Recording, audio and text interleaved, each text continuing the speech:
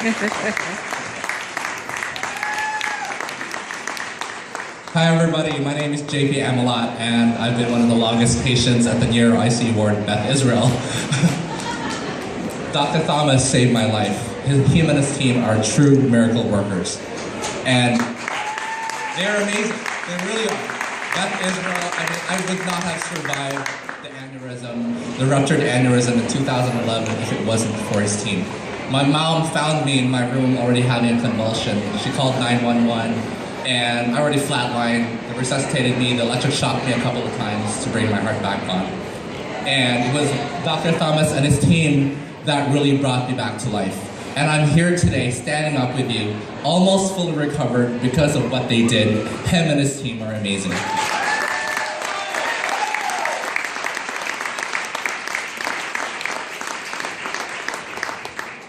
Just yesterday, I saw my MBA classmate because his father died a few days ago. He's originally from India, and his father was visiting his sister in the countryside outside of Kolkata. Apparently, he also had a stroke, possibly an aneurysm. They actually found him already in the bathroom, already dead. And that would not have happened if he was actually here visiting him in Boston.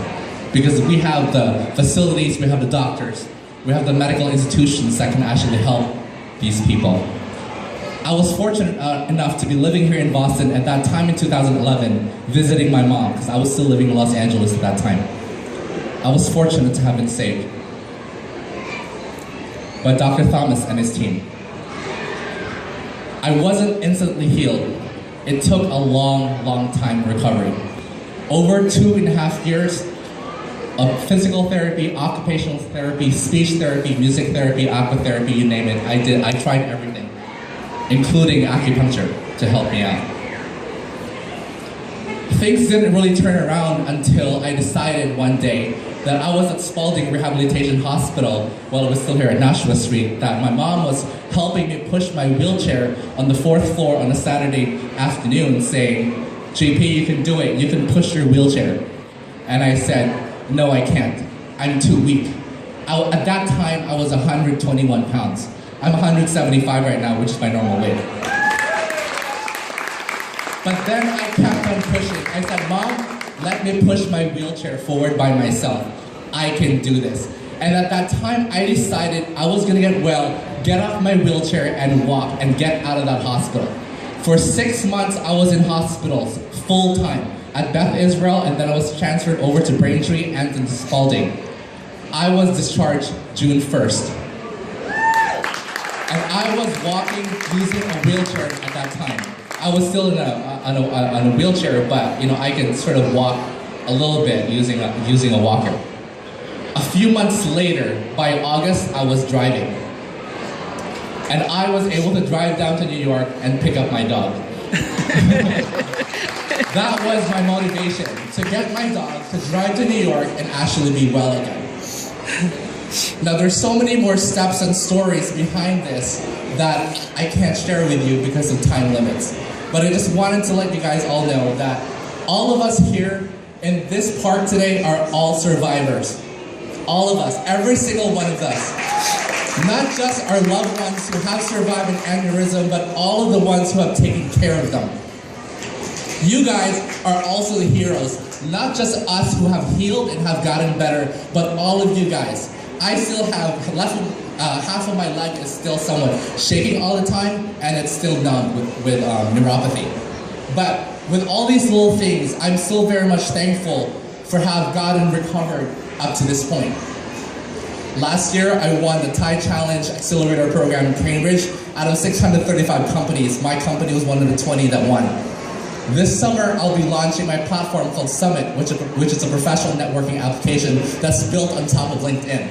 And by the end of the year, I'm also launching Home Health Technology Incorporated, which is a mobile platform to actually deploy nursing professionals and home care workers at people's homes. So just to let you know, it's not over.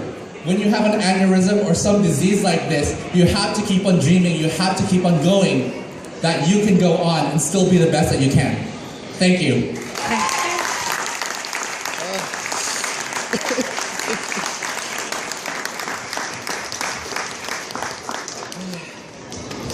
Thank you, JP, for sharing your story as well. That was great. So our final speaker before our walk is Representative Paul Donato, and I want to thank him very much. He was very instrumental in helping me work with the city to get the permit to be able to be here today at Fenway Park. So thank you, Representative Donato. Representative Donato will actually kick the walk off, but I also want to let people know that Dee Dee Buckley here is going to be our lead walker. So you have a map. But everyone can go back down to Gate E when the talk is finished. She'll start it, do the route, and we'll see everyone back for the certificates, more pictures, and the trophies. But Representative Donato, I'd like to have come up, and unfortunately he'll tell you his connection to the foundation. He's a member of our board of directors and a great friend to us. So Representative Donato. Thank you very much.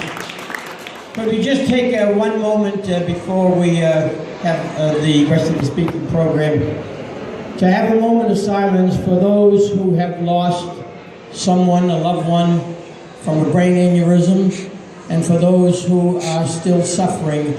Let us pray that they have the same recovery that JP had, because that's so important, as he said, for all of the families. Let's take a moment just to reflect on those who we have lost and those who are trying to survive.